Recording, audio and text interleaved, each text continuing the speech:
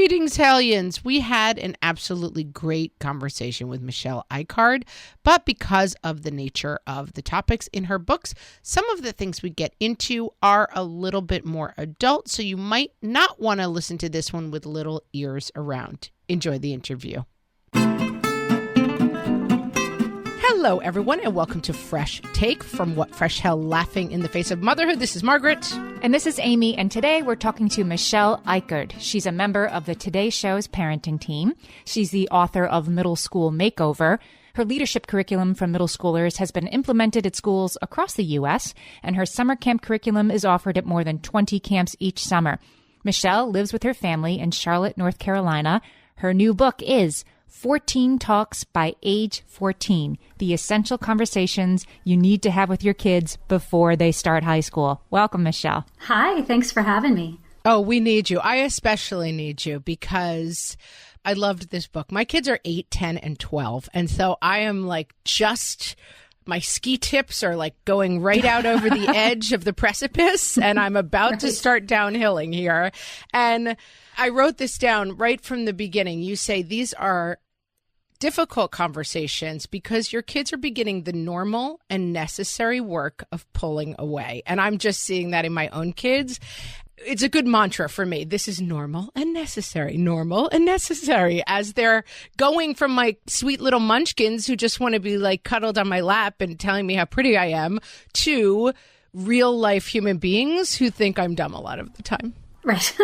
It sounds like a very simple perspective shift, but just doing that, just saying, oh, this is part of the end game. I do want them to be independent and I want them to live outside of my house someday. So that's got to start pretty early. It just doesn't happen automatically when they're 18. But yet there's something about these years, like there is a window that you see.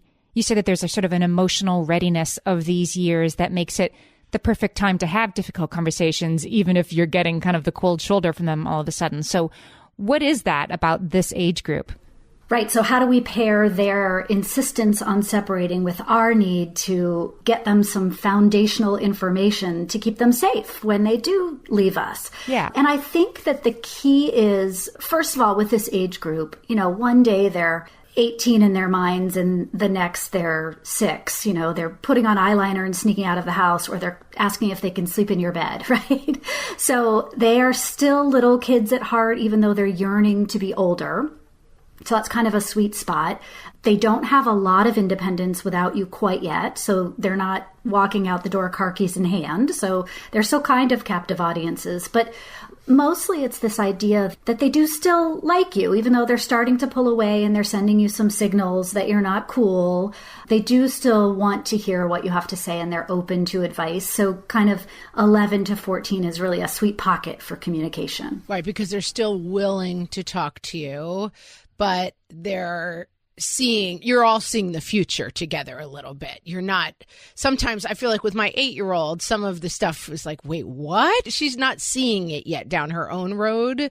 And so it is that point where they can see it but they're not so in it that they're just like, oh, the ship has sailed. That's exactly right. They're curious about it. They see it and they want to know more. And so the book is really about how to position yourself so that they trust what you have to say and they know that you won't freak out and you can be someone they come to ask questions about these things or seek guidance. Can we start at the beginning, as you do in the book, talking about how to have this conversation? And again, I made a lot of notes while reading this book because, as I said, this is my life right now. But this idea of like how we talk and what some of the pitfalls for us on talking, for myself, I would say parents turn up the volume in a response is something that I'm struggling right now with. Like perhaps if I scream this constantly in your face, it will be better than if I just try to express it to you.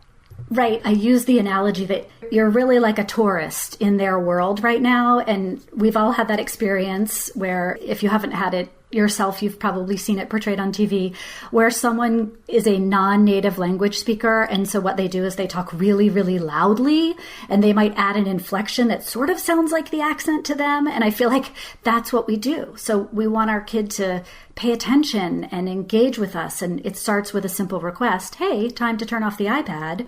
And it becomes, I said, turn off the iPad, longer, louder, bigger, but it's not better communication. So tell us, what are some of the phrases that you might suggest that would invite connection with kids this age? Sure. So kids this age really are proud of their burgeoning autonomy. They like to be seen as equals with you. They want to sort of spar intellectually. So asking questions is really the best thing you can do to engage your kid. And if you see that your kid is struggling or they're having difficulty with something, or maybe they're just a bundle of emotions and you don't know why or exactly what to say, asking gentle questions is a great way to start. So you might say things like, how can I support you? Or what do you need to be successful with this? Or would you like me to talk with you about some options? So if you can just you're becoming the assistant manager instead of the micromanager. I love this expression because it's exactly right. You're the assistant manager. Right. We have this idea that we want to clamp down and keep them safe, so we need to micromanage, but that backfires. Tell us about I loved this manager metaphor too, that the prefrontal cortex is the manager for these kids, but why that's problematic. Right. So eventually the prefrontal cortex, it's all of our managers. It's the part of our brain that really does critical thinking well. It's good at analysis. It's thoughtful. It's a great problem solver. But starting at about age 11, your kid's prefrontal cortex essentially goes into redesign mode. I tell kids It takes a big lunch break. It's like the manager of the store. It goes to the back to eat a sub. It's going to be gone for, shockingly, about a 10-year lunch break. So that means that kids then need a good assistant manager while the manager is not on duty. And that's a great role for parents. So what I encourage parents to do is to think about the worst boss they ever had and what made that boss so hard to work for. And often parents will say things like, oh, they were inconsistent. They were highly emotional. They didn't let me solve my own problems. They took ownership for things I did.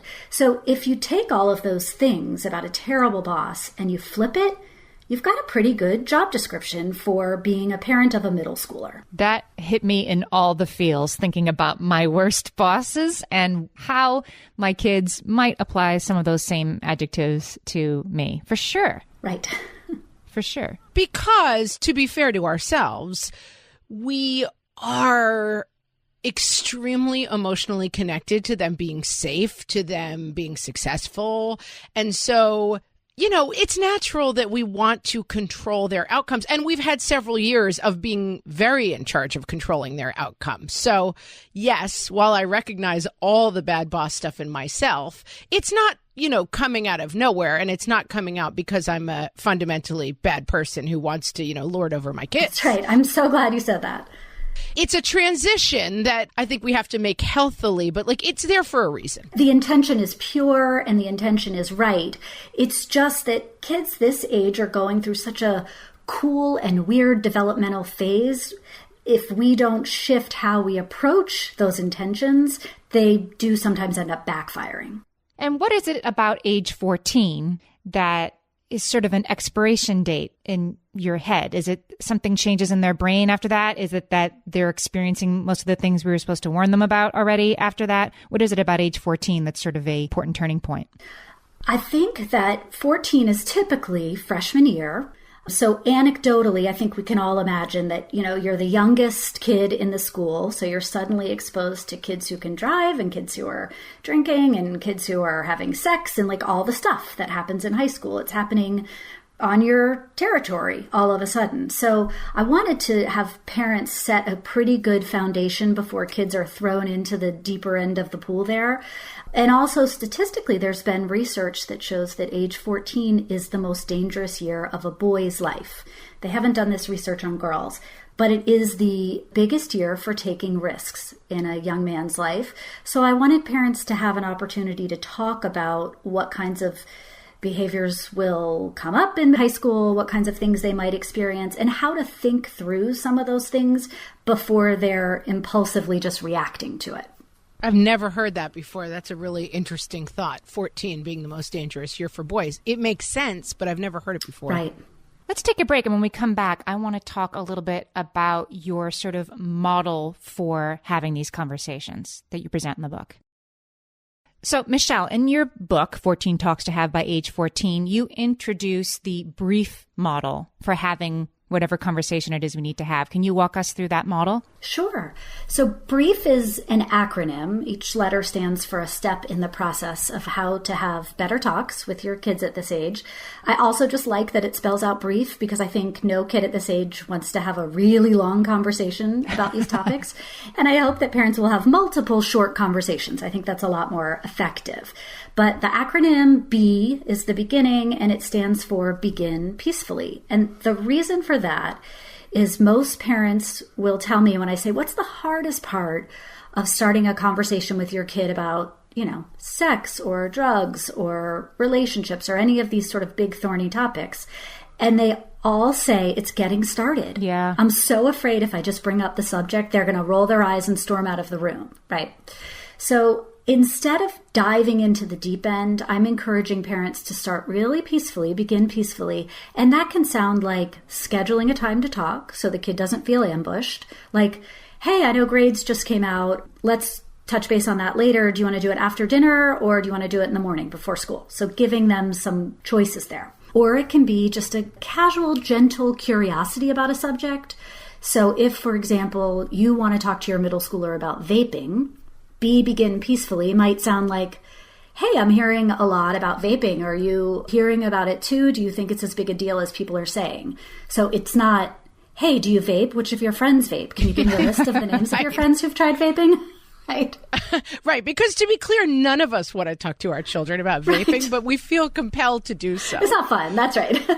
But yes, it's like finding some sort of on-ramp into it makes a big difference. Yes. So then you've begun, and then R is relate. And that can be just a really quick way of showing, hey, we're on the same team here. I'm not out to catch you. You're not in trouble. I'm not suspicious. So relating might sound like, yeah, we just didn't have this when I was your age. I mean, all the commercials were about smoking or not smoking. So just a way to show I'm not going after anything here.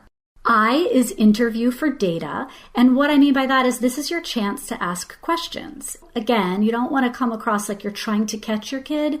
It's just a very open, neutral chance to ask some things that you might be curious about or to understand what they know about the subject. So you might say, what have you heard about vaping? Do you understand the health risks?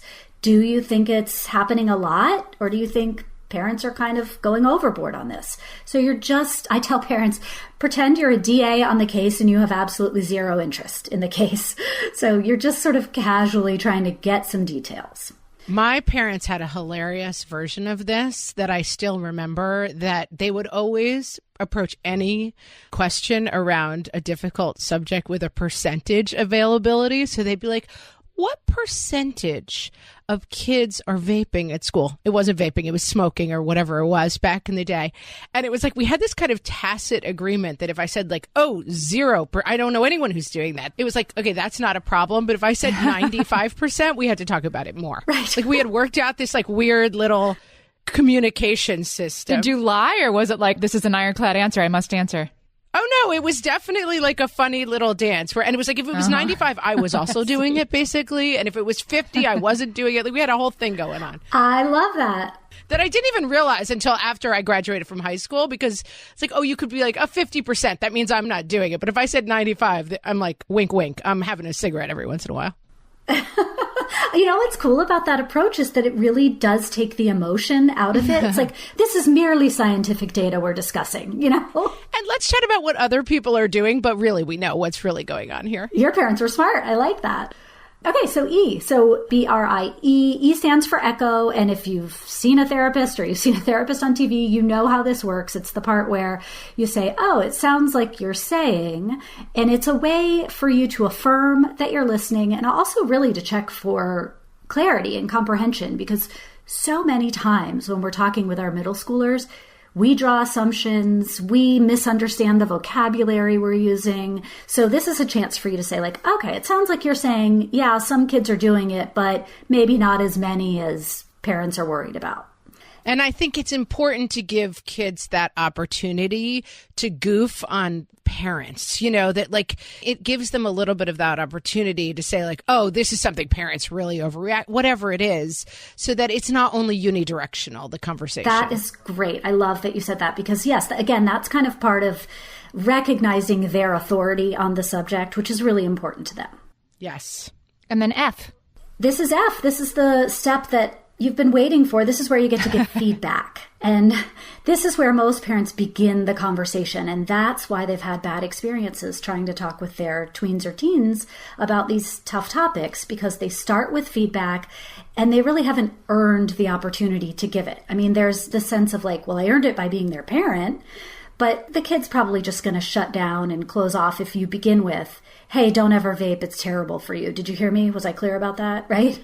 That doesn't work. So F is where you get to give feedback. You've kind of earned their trust. You've shown that you appreciate what they have to say about the subject. So here's where you get to either give some gentle advice, or if you know your kid has a real problem, where you get to put in some expectations and restrictions. But this is the spot where it happens, not at the beginning. And it occurs to me listening to this, like the sort of structure around the conversation is also reassuring to the kid, even if they're like, oh, mom's a little hokey. Like now she's going to ask me if we can make a time to talk about this. But then they know that it has a beginning, middle, and an end.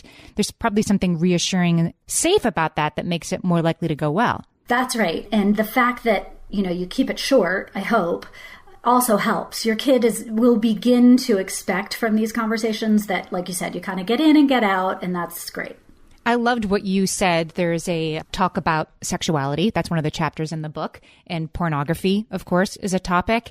And, that's like a major one that all of us are like, guess I'm supposed to talk about that, but how the heck am I supposed to bring that up casually in conversation? And you suggest in the book actually saying something like, I know you don't want to talk about this with me, especially, so we're going to keep this really short, actually taking the bull by the horns of an extremely difficult conversation like that. And I honestly hadn't really considered doing that before. And that, I think, is one example where I say you don't really need to go through all the steps. That is such an awkward conversation for a kid to have that you don't need to interview them. They're going to run away by eye if you do every step on pornography. You're not going to relate. You're just going to skip relating on that particular topic. Yeah, that's great advice, yes. But right, sometimes you can be really transparent and your kid will respect you for that. And then there's a way, how do you sort of exit these chats? Like when I have these conversations with my kids, sometimes they do go well and we have a real chat. But when like you hang up on Zoom, but like everybody's still there and there's that awkward, like, get me out of this conversation moment, except with your kid in the same room. How do you sort of suggest that we exit these chats gracefully so that, the door stays open, but the hard part's over? You want to get really good at the pivot here at the end. And so have a couple ideas in your back pocket that you can use at any time. And it might sound like, you've given your feedback and then you say, all right, well, good. I'm glad we talked about this. I need to go to Target. Do you want to come? Or is there anything you want me to pick up for you? Or, okay, cool. That's all I wanted to say. If you want to come back and chat about it at any time, I'm wide open. But right now, I'm definitely hitting the couch and watching TV. Do you want to watch a show? So just have a way of like quickly signaling to them, it's not going to stay weird. We are shifting gears right now. And I think another thing you talk about that is a huge part of this, and this is what I find for myself, is that these are ongoing conversations. This is not a one and done conversation. So it saves you from that moment at the end where you're like, do you understand? Never text a naked picture of yourself to anyone. It lives forever. Like you feel this need that you have to scream at them. Like, are we sure we understand why this is really, really bad? We're going to come back to this conversation. So it's okay to go to Target right now because this isn't one and done. Yes, of course, your child really does understand that bad things can happen if they send a nude pic, right? Kids are very good at understanding the consequence of risk. We think they're not, but they really do understand that. What they do differently from adults is they overvalue social reward. So they think, yeah, things could go wrong if I take this dare and I jump off of the garage, right? Because my friends are daring me to do that. Or if I send someone a picture of myself topless, whatever it might be. They know, they've heard the stories, they read the news, they get it. So they get that the risk is dangerous. What they think differently than us is, if it goes well, it will be epic. Like, if I make this jump and I don't break my leg, people will talk about this for years to come. This is so cool. And they really want to be perceived as cool by their peers because they're doing that thing we talked about where they're separating from you. Or worse, if I don't do it, I'll look like a prude. I'll look like a coward. Can't show my face. Yeah. That's exactly right. So they get that. And to your point earlier, which I loved, you can get in and out quickly because you're not trying to convince them that, or to make them understand that this is a bad idea. You just want them to know you are a really safe person to come to should something go wrong, right? You want them to have a good enough understanding, but you also know they're human beings and they are at a phase of life where they're prone to make more mistakes. So hopefully they will come to you and talk to you if something goes badly. And if something goes badly, when I started the book, I had sort of different expectations than when I read it in terms of like, oh, these are problem solver conversations. And of course, unfortunately, you don't have a magic key to unlock nothing bad happening to our teenagers. That's really not the purpose of the book. The purpose of the book is to say, here's how, have these conversations. Let me help you have these conversations. But you're never one conversation away from your children not doing dumb things as teenagers. That's not even the point. That's perfect. That's exactly right. It's about building a relationship so you can support them if that does happen. Let's take a break. When we come back, let's talk about some of the talks that you suggest we have with our kids.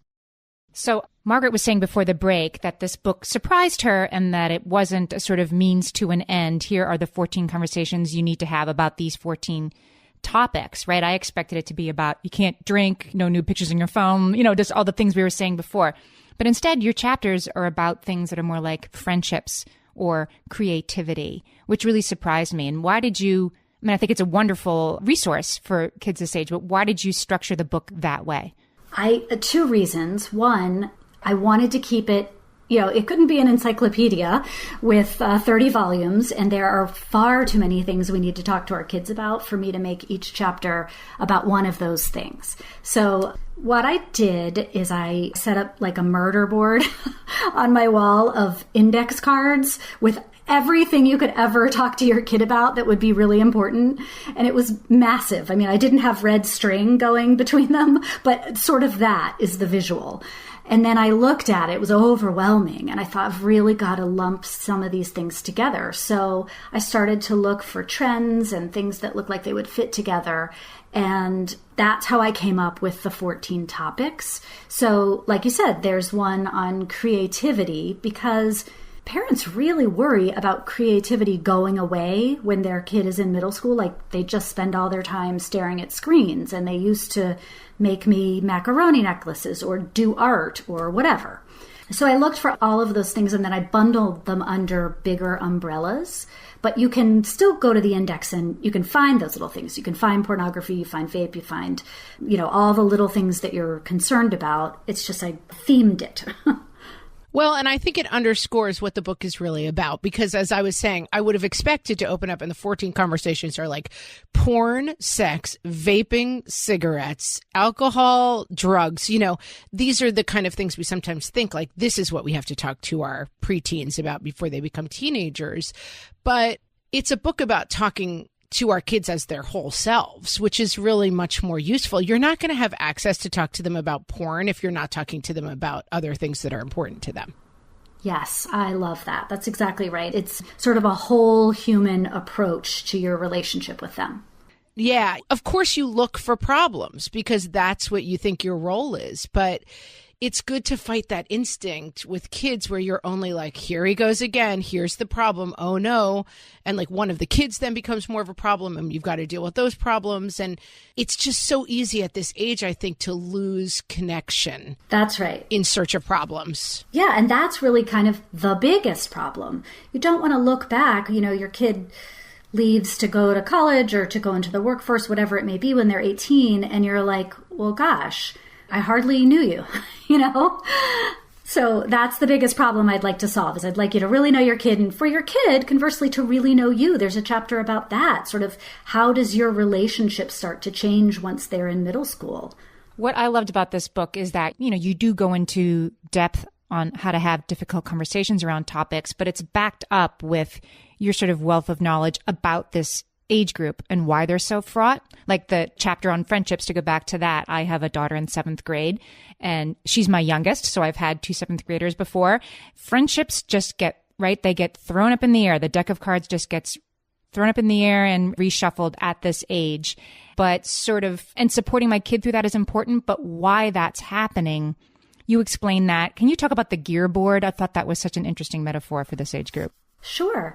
So what happens, which I've mentioned before, is this idea that your kid is driven to pull apart from you, right? I say that kids need to build 3 things to become an adult. And those are an adult body, an adult brain, and an adult identity. And the identity piece is the part that really impacts their friendships. So what an adult identity means is it's an identity apart from parents. So they push you away. And when they do that, they realize, boy, I'm kind of out here on my own. I better find a tribe. So peers become incredibly important to them.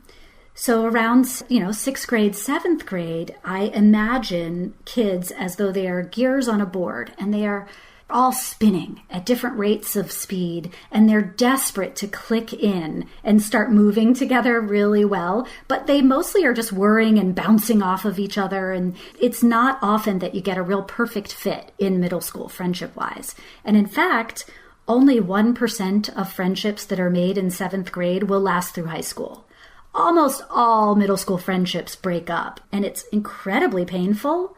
It almost feels like a romantic loss when it happens, even when it's just a friendship.